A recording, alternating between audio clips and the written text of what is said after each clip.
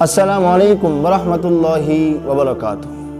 زمانہ کچھ ایسا ہو گیا ہے کہ جب ایک مالدار آدمی غریب کو دیکھتا ہے، یتیم کو دیکھتا ہے یا مسکین کو دیکھتا ہے تو کچھ نہ اس کے دل میں، اس کے دماغ میں کچھ گن سی آنے لگتی ہیں کہ یہ غریب، یہ مسکین، یہ فقیر، میں مالدار، میرے پاس اپنا گھر، میرے پاس اپنی گاڑی۔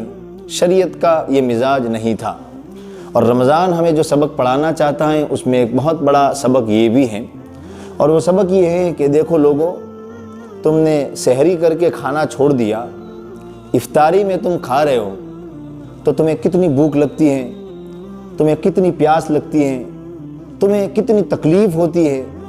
تو یاد کرو ذرا ان لوگوں کے بارے میں جن کو عام دنوں میں بھی 2 وقت کا کھانا نصیب نہیں ہوتا، پانی نصیب نہیں ہوتا، پہننے کے لیے پورے کپڑے نصیب نہیں ہوتے۔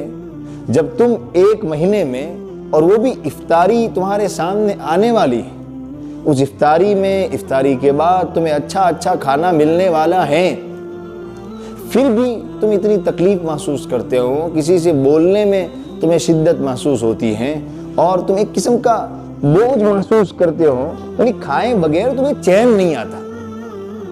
تو پھر سوچو ذرا ان ہزاروں اور کروڑوں لوگوں کے بارے میں، مسلم اور نان مسلم کے بارے میں، جن کو 2 وقت کی صحیح روٹی بھی نصیب نہیں ہوتی، جن کے بچے بھوک سے تڑپتے ہیں اور ان کو امید بھی نہیں ہے کہ ہماری طرح کے افطار ہوگا تو ہم پیٹ بھر کر کھائیں گے۔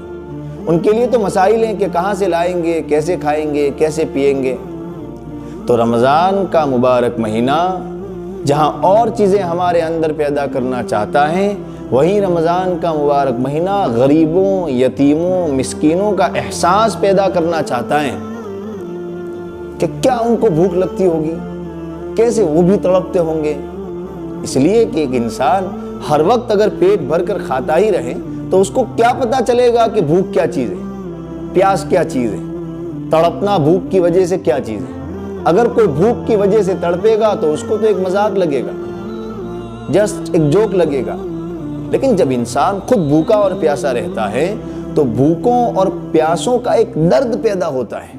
رمضان کے مقاصد میں سے ایک اہم ترین مقصد یہ بھی ہے کہ غریبوں کا احساس پیدا ہو جائے، جن کو 2 وقت کی روٹی نہیں ملتی ان کا احساس پیدا ہو جائے۔ اور اسی لیے انسان کو رب تعالیٰ نے یہ حکم دیا ہے کہ وہ غریبوں کے لیے تڑپے، درد دل کے واسطے پیدا کیا انسان کو، ورنہ طاعت کے لیے کچھ کم نہ تھے کروبیا، عبادت ہی کرنی تھی تو فرشتے بہت تھے۔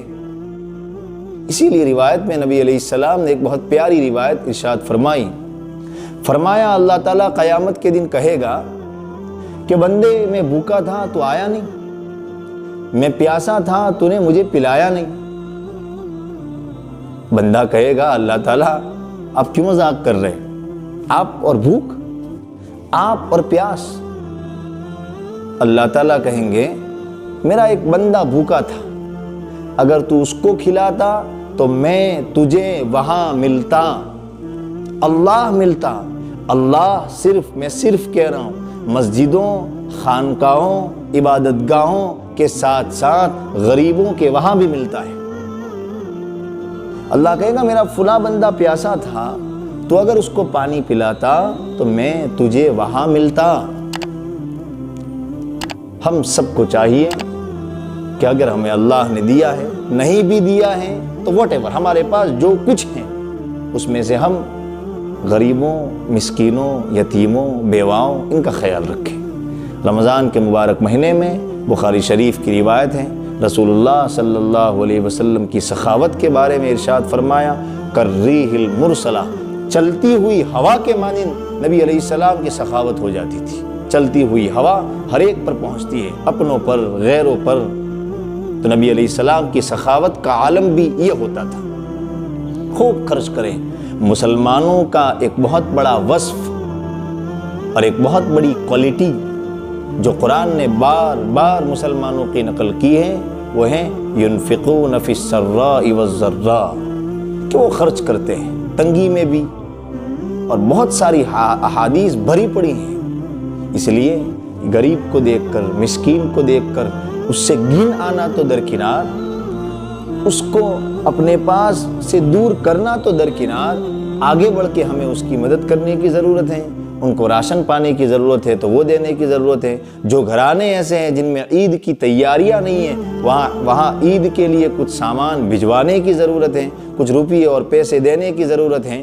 ہم اگر دنیا کے انسانوں کے کام آئیں گے، اللہ ہماری مدد میں رہے گا۔ نبی علیہ السلام نے روایت میں فرمایا کہ بندہ جب تک بندے کی مدد میں رہتا ہے، اللہ بندے کی مدد میں رہتا ہے۔ ارے ایک بات بتائیے، آپ کسی بچے کی مدد کرتے ہیں، اس بچے کی ماں کو کتنی خوشی ہوتی ہے کہ اس آدمی نے میرے بچے کی مدد کی، میرا بچہ بھوک سے تڑپ رہا تھا، پیاس سے تڑپ رہا تھا، پہننے کے لیے اس کے پاس کپڑے نہیں تھے، اس نے میرے بچے کی خبر رکھی۔ اللہ کو پیار نہیں آئے گا؟ ضرور آئے گا۔ ضرورت اس بات کی ہے کہ ہم یہ طے کر لیں اور اپنے خاندانوں میں، اپنے رشتہ داروں میں اور اپنے سماج میں ڈھونڈ کر کے غریبوں کی امداد کریں، اور اتنے چھپے رستم، اتنے آسانی کے ساتھ کہ غریب کو یہ احساس نہ ہو، غریب کو یہ احساس نہ ہو کہ اس نے مجھ پر بہت بڑا احسان کیا ہے۔ نہیں، ہر ایک دوسرے کا احسان مانے۔ حضرت دستھانوی رحمہ اللہ فرماتے ہیں، یہ جو تمہارا مال لے رہے ہیں تم ان کا احسان مانو، اس لیے کہ یہ تمہارے مال کو آخرت میں لے جا رہے ہیں۔ اگر یہ غریب ہی نہ ہو تو تمہارا مال آخرت میں پہنچائے گا کون؟ یہ بہت بڑی بات ہے۔ اللہ تعالیٰ ہم تمام کو دین اور شریعت کے اس پہلو پر بھی، اور یہ رمضان کا ایک بہت بڑا پیغام ہے کہ بھوکوں، پیاسوں، ننگوں کی کفالت کرو، ان کا خیال رکھو۔ جب تم تڑپتے ہو وہ کتنے تڑپتے ہوں گے۔ اللہ تعالیٰ ہمیں توفیق عطا فرمائے۔ السلام علیکم ورحمۃ اللہ وبرکاتہ۔